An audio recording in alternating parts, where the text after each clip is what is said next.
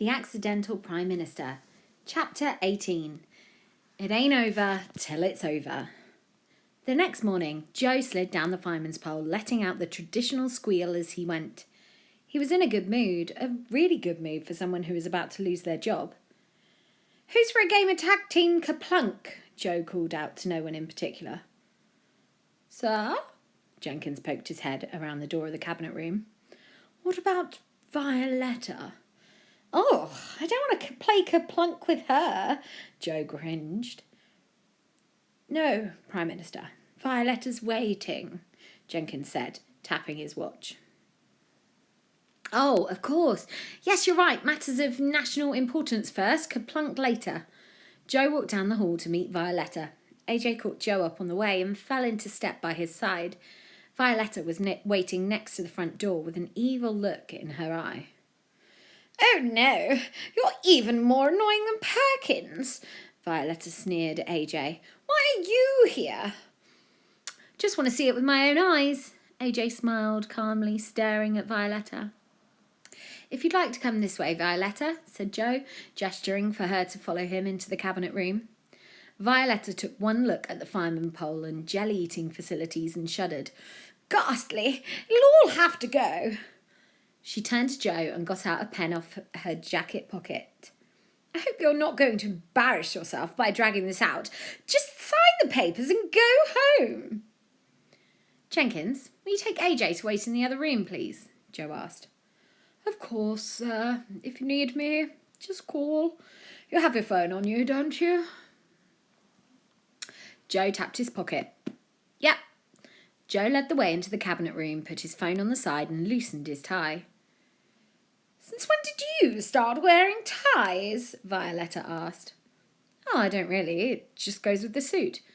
"That's your problem, Perkins. It's all about dressing up to you, isn't it? It's all about pretending and having fun." Ugh. "What's wrong with fun?" "Fun is pathetic and weak. Who needs fun when you can make money?" Violetta smirked. "But what really gets to me the most, what really makes me sick, is the fact that you are just a kid. Kids disgust me. Grotty little turnips with their sticky hands and runny noses. I hate their horrid faces and their stupid laughs. When I'm in charge, we'll see if they feel like laughing after 18 hours of school every day." "But you can't." "I can do what I like!" Violetta shouted triumphantly. Joe stood back while she started pacing the floor. "And that's just the start. When the Anti-Silliness League comes to power, you can wave goodbye to playtimes, drawing, singing, books with happy endings, all gone. 18 hours of live lessons a day and into the workplace age 12. Every park in the land will be concreted over, trees too, and beaches. Everywhere that children find fun, I'll destroy and build more factories to make me rich. I'm not like you, Joe. I didn't come here with a vague plan of having fun and dressing up a little bit. I'll do what I want, and there's nothing you can do to stop me." Violetta laughed loudly. "But what about the Anti-Silliness League? You still need their support." "I know they don't like me, but do they really want to see children being sent out to work?" Joe asked, scratching his head. "They're just a snivelling bunch of busybodies.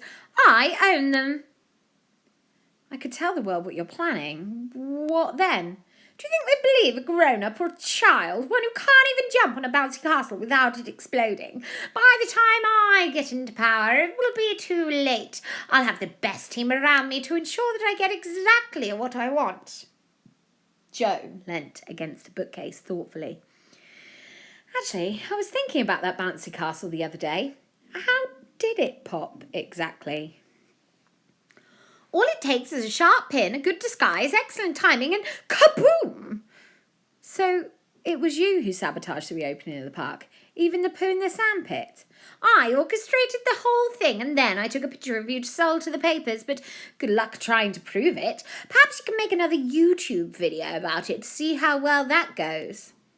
YouTube? Oh, I've moved on from that. Do you know the great thing about mobile phones is they're not even really phones? Joe picked his phone up from the side. I mean, take mine for instance. It's also a camera. You can even film stuff on it. "What?" Violetta hissed. "You see this?" Joe said, pointing to the red flashing light at the bottom of his phone. Smile. You're on TV. Violetta's eyes grew wide and she tried to snatch the phone from Joe's hand. Give me that phone. I'm going to destroy it, and then I'm going to destroy you. But late for that, I'm afraid. We fixed a live feed from the phone to a laptop, which is being streamed to every news channel in the country, so much more impressive than making another YouTube video. Don't you agree? Joe grinned. Guys, you can come in now. The doors opened and in walked Jenkins, AJ and Joe's mum. No, can't be done. Oh, come now, Violetta. All you need to do is set up a basic Wi-Fi signal that you can beam into every surface of every broadcaster in the country. It's a simple binary relay system using encrypted code sent through a Wi-Fi network, said AJ, smiling. Are you in on this, Jenkins? Just because one wears a Windsor knot doesn't mean one is too old to get a basic grasp of encrypted mobile technology. Isn't that right, AJ? You demand, Jenksy. Why, thank you, Master Patel, and you are indeed my brother from another mother. Is that how one says it? By now, Violetta, your speech should be all over the TV, said Joe. Jenkins grabbed a remote and turned the TV on, and there it was, the phone footage of Violetta's speech on every channel across the network. But I thought you were on my side, Jenkins, Violetta shrieked. Ah, yes, I was rather proud of my performance, Jenkins replied coolly. I used to act as a young lad at prep school. They still talk about my bottom all these years later. AJ fell on the floor laughing. Jenkins sighed and rolled his eyes. AJ, Bottom is a character in a play called A Midsummer's Night's Dream by William Shakespeare. Oh, honestly, the youth of today. We had a deal, Jenkins, Violetta whimpered. I saw your anti-silliness badge. I've spent a long time in politics, Violetta, and I've served many prime ministers, some good, some less so. I thought I was happy doing that until Joe came along. You see, he showed me that there are more important things in life than approval ratings and big business deals. Joe taught me that being kind, having empathy, and wanting people to enjoy themselves, these are the things we should all treasure. Being Prime Minister is about looking after your fellow countrymen and women and not forcing them to look after you. Jenkins smiled. You don't belong in office, Violetta. You belong in jail. Thank you, Jenkins, said Joe, looking a little teary. Jenkins told me all about your little scheme. When he said should resign, I was taken aback until he told me the reason why. We had to make you believe you won. We had to wait for the right moment. Wait until you thought I was backed into a corner. Then all I had to do was press record and burst your bubble. Kaboom!